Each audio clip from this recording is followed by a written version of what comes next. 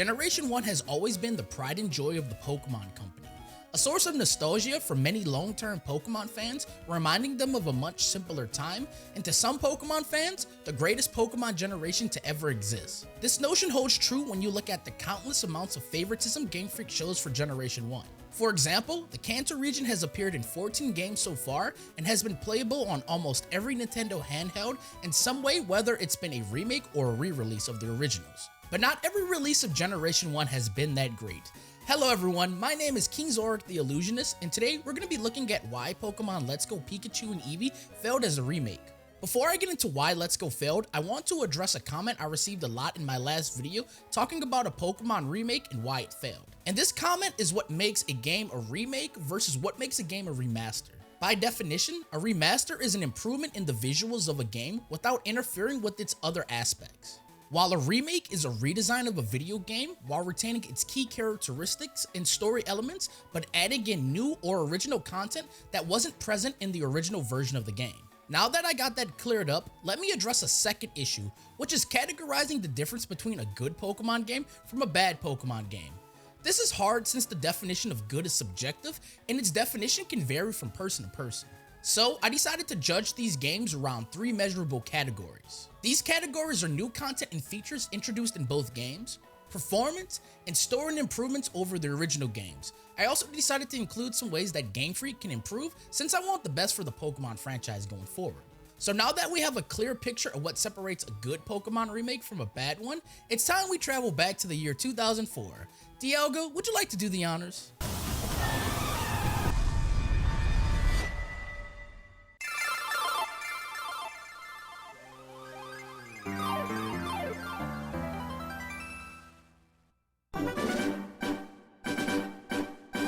Back in 2004, the Pokemon Company released their very first Pokemon remakes of the original Pokemon Red and Green versions, named Pokemon LeafGreen and Pokemon FireRed.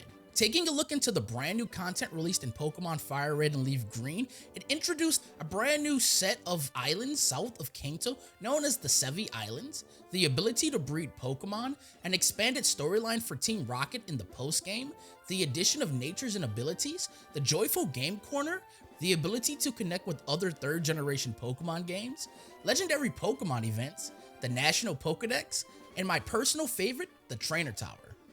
While Pokemon Let's Go Pikachu and Eevee introduced overworld encounters, eliminating random encounters altogether, a slightly altered storyline with new cutscenes, a new way to catch Pokemon very similar to Pokemon Go, character and Pokemon customization, master trainers for all the Kanto Pokemon, Mega Evolution, 2-player co-op, Alolan forms were added to the game along with the addition of 2 new Generation 7 Pokemon, Meltan and Melmetal, the ability to connect to Pokemon Go, the ability to ride on and have Pokemon follow you, secret techniques which made the use of HMs non-existent, and a brand new candy system that replaced the traditional EV system with a brand new AV system. Despite all of these new features added in Pokemon Let's Go, they also removed some features such as abilities, held items, the Safari Zone, the Sevi Islands, the extended storyline of Team Rocket, breeding, the day and night cycles, weather conditions, the game corner, connectivity with other Pokemon games, and a sharp decrease in difficulty. And while I can understand why Game Freak removed certain content from the games, like the slot machines and the game corner, they could have found a better way to replace it with something else. For example, the slot machines got removed in Pokemon Heart Gold and Soul Silver, so they included a new minigame called Voltorb Flip in its place. But you want to know what Game Freak did in these games?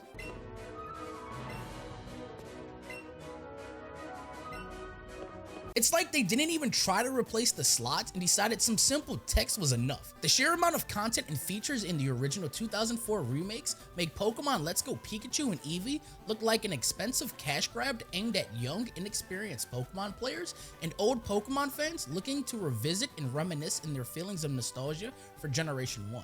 The poor value proposition becomes worse when you consider the fact that Pokemon LeafGreen and Pokemon FireRed cost $39 when they released in 2004 versus the $59 price tag of Let's Go.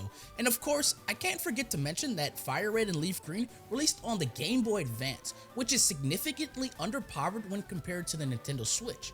But I will touch on this topic further in the performance section of this video. Now, I want to talk about Pokemon Let's Go difficulty. And while I understand that Pokemon isn't a hard game in any way, there is at least some type of baseline of difficulty, even if it's easy. But Pokemon Let's Go throws caution to the wind when Game Freak introduced special moves like Bouncy Bubble, Buzzy Buzz, and Batty Bad.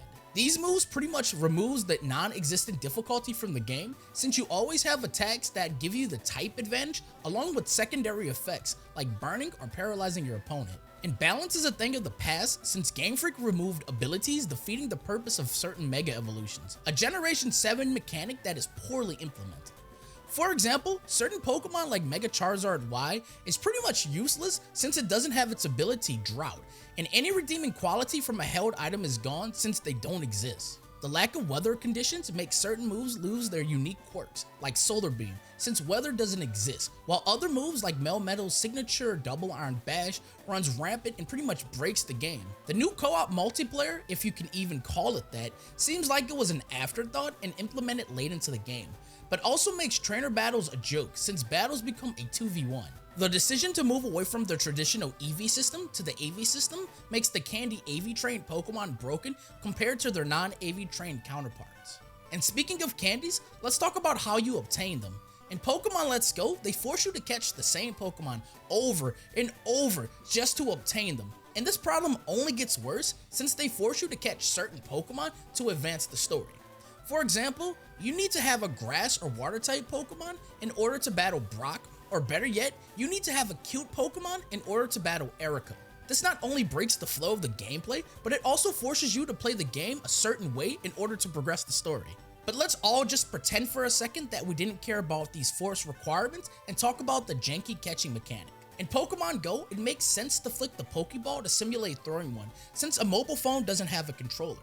But in Pokemon Let's Go, this mechanic is terrible, making certain Pokemon impossible to catch when they start moving around the screen. This adds a new level of tediousness that otherwise didn't have to exist. The ability to connect to Pokemon Go is cool in theory, but due to its poor implementation, it ruins the feature altogether, since you can only transfer Pokemon to Let's Go, but not the other way around, forcing players to make a tough decision of letting their Pokemon stay in Pokemon Go or stay stuck in Pokemon Let's Go, with the chance of them being used in later games due to Game Freak's decision to not bring back every single Pokemon in future Pokemon games. This is also the only way you can get Meltan and Melmetal in the game since Game Freak locked them behind the app. And to make matters worse, you have to grind out 400 candies just to evolve Meltan into Melmetal. But this is only the tip of the iceberg, since the only way you can get Mew outside of Pokemon Go was through the Pokeball Plus accessory.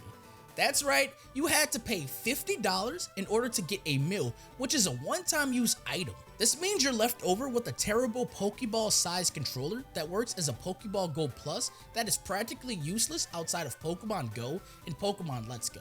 This is a huge step down from the other accessories that launched alongside other Pokemon remakes, like the Pokewalker, which was free by the way, and isn't just a one-time use item.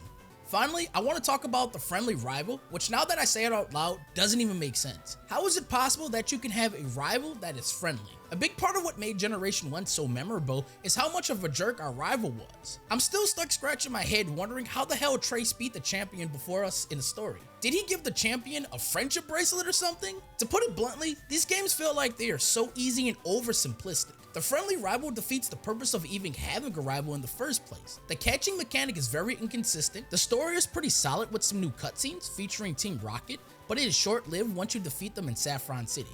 And the way they handled the content in the game is insulting. This is confusing to me since pretty much every Pokemon remake added new features and improved upon the shortcomings of the original games. Pokemon Let's Go is a real-life example of the phrase 2 steps forward, 5 steps back, which leaves me scratching my head wondering why when Game Freak had perfected the Generation 1 remake formula with Pokemon LeafGreen and FireRed. Now, let's talk a little bit about the performance of these remakes. It's not so surprising that recent Pokemon games have been struggling on the Nintendo Switch, but before we take a deeper look at the performance, let's revisit the original remakes, Pokemon FireRed and LeafGreen. These games were released originally on the Game Boy Advance, a handheld system that was a lot more powerful than a regular Super Nintendo Entertainment System, with performance closer to the PlayStation 1. This in turn made practically every Game Boy Advance game run at a smooth 60 FPS, and as a result, Pokemon LeafGreen and FireRed run great with no exceptions. Now, when we take a look at the Nintendo Switch, things get really interesting since the console has two ways it can be played, in handheld mode or docked mode. Pokemon Let's Go's frame rate is locked at 30 frames per second in both docked and handheld modes. However, the handheld mode in particular is where a lot of players, myself included, experience frame rate issues.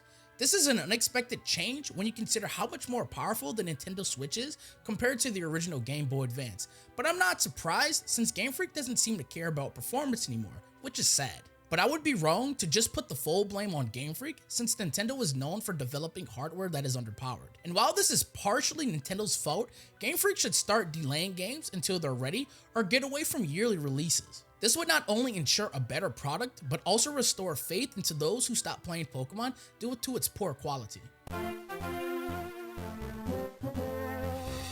To round out things, let's discuss how Pokemon Let's Go improved over the originals and some potential solutions Game Freak can incorporate to fix the future Pokemon remakes since the last two haven't been that great. One thing that Let's Go did amazing was the art style and visuals. The transition from 2D to 3D has been an interesting and highly debated topic in the Pokemon community, with some Pokemon fans claiming the games were better in 2D, while others say it was better in 3D. And while each art style has its pros and cons, I'm sure that everyone can agree that Pokemon Let's Go is one of the best looking examples of how a 3D Pokemon game should look. The vibrant and detailed art style of Pokemon Let's Go shines through in several aspects. The game boasts sharp and clear water textures, smooth animations that bring Pokemon to life when you ride them or have them follow you, along with the addition of shadows that Pokemon cast. Furthermore, the highly detailed trainer models further enhance the visual experience. These elements not only create an art style that sets Pokemon Let's Go apart from future Pokemon games, but also shows Game Freak's willingness to push boundaries with its art direction. Let's Go is a more accessible Pokemon game, allowing players to have an easier time getting into the game, and while this is a great thing, it was implemented poorly. An easy fix to this would have been a difficulty setting similar to what we had in Pokemon Black and White 2. This way, everyone can play the game they want to instead of forcing players to play in a very specific way. Co-op multiplayer is another example of a great idea Let's Go had, but its implementation was done poorly. To the developers' credit, they tried, but Pokemon is a type of game that's hard to make a co-op multiplayer for since it's a traditional RPG.